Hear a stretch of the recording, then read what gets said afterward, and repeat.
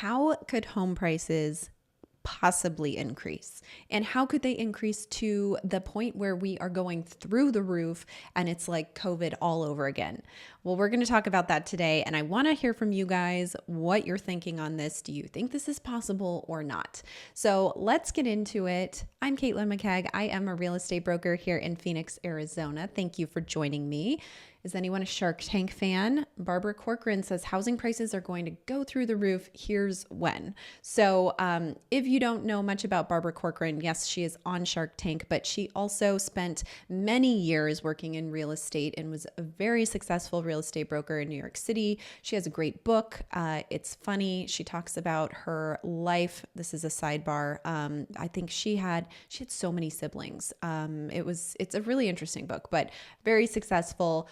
Very knowledgeable, but this is a bold prediction. So let's hear out what she says here. What she's saying is that we're currently experiencing a bottleneck in the real estate market. That is not a surprise. Sellers don't want to move because they don't want to take on higher interest rates. Buyers are too afraid to buy because they're getting less house for the price. So we have a standoff. All things that we know, right?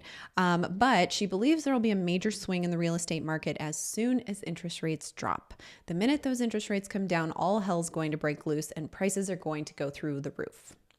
Bold prediction. I'm not saying I disagree, but that is a bold prediction.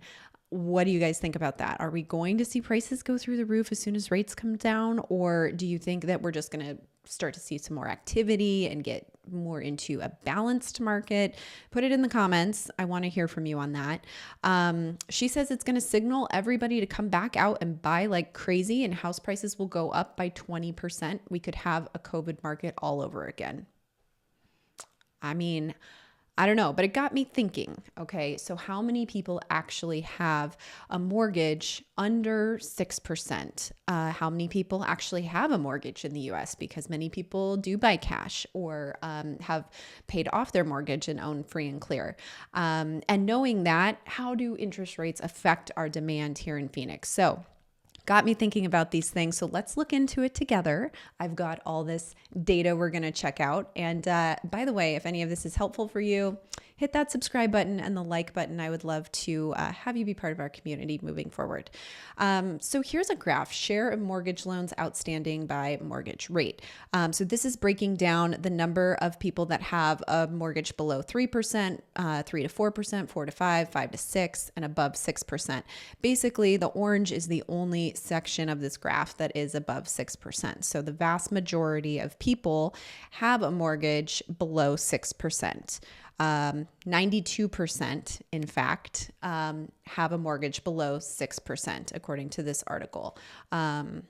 Below a current average of 6.71 at the time when this was written. So almost all of homeowners with a mortgage have something less than 6%. So that says something. That says that if, we need rates to move pretty significantly for people to be more motivated to trade their home for a different payment.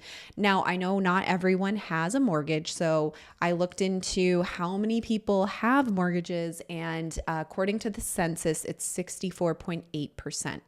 So more than half of the country has a mortgage. Not everyone, but 64.8%, we'll call it 65. So, 35% of people have either paid it off or paid in cash. So this likely doesn't affect them as much, but that's a good section of inventory in the country. So we've got 65% of the US that is rate dependent, and 92% of that 65% needs to see a rate that's pretty competitive for them to consider making a move. Now that's assuming we're not talking about anyone who has to move because of a death, a divorce, a job transfer. Of course, there are things outside of your control, but the folks that would just size up because it'd be convenient or downsize because it'd be convenient. Those kinds of things. Those buyers and sellers aren't really as motivated when you're looking at this number. So let's see, how does the mortgage rates affect the demand specifically for Phoenix. So this would be really cool if I could overlay these two graphs, but I am not that tech savvy, and I didn't have the time to figure that out this week. So we're just going to go between screens, but maybe in the future I can geek out on that. So this is the mortgage rate from January until today, and you can see all the volatility. We're going to follow the blue line on this, but let's just start here. We're starting from January. You can see rates went down and then they started to climb again in February and kind of hit this peak here at the beginning of March. So how does that compare with demand here in Phoenix? We're going to look at listings under contract because that shows the demand, that shows buyers out there writing offers and coming to terms with sellers. So in effect, that's our demand. So since the beginning of the year, like I said, rates were going down. Well, demand was going up. And then at the beginning of March, rates started to go up and we see this demand kind of level off here as rates were climbing through February, and then beginning of March, we just didn't really see as much. So clearly affected by those rates. Then let's go back here. So beginning of March, then you start to see through March, rates went back down. They didn't go back down as far as they were in January, but they did start to come down, stayed stagnant for a bit, and then like made this big dip here at the beginning of April. So what we're seeing here is demand started to go up again as rates went down, and then they made that big dip. You hit the peak here at the beginning of April. What happens next? Well, that's when rates started just kind of stair-stepping up. So they stayed generally in the same range here with some volatility and then took another big jump up here in May and then a little bit down, stayed the same, another big jump in July until we finally peaked here in August with the highest rates that we've been seeing. So let's go back to our demand. Well, it kind of does the same stair step, right? We went back down until about June, stayed the same for a couple weeks, and then back down again, stayed the same, back down again. So it's an inverse relationship is really what I'm trying to point out here. And it's pretty clear when you look at Phoenix, the demand here in Phoenix, and then what has been happening with rates. And so clearly we are pretty rate dependent. And if rates do hit that magic number, whatever that is, somewhere under 6% is my bet, are we going to see this number take off? I want to know what you guys think. I certainly think it could affect it. Are we going to have a COVID-like market again? I hope not.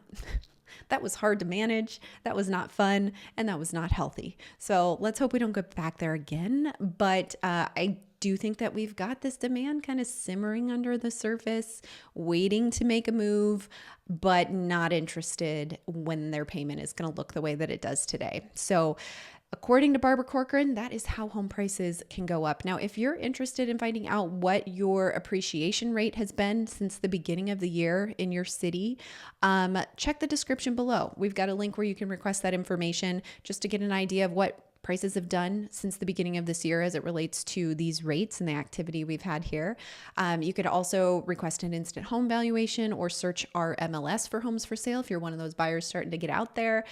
So check the description for all of those goodies. But thanks for joining me, you guys, today. If you have any questions, feel free to reach out. Put it in the comments what you think. Is Barbara right or is she wrong?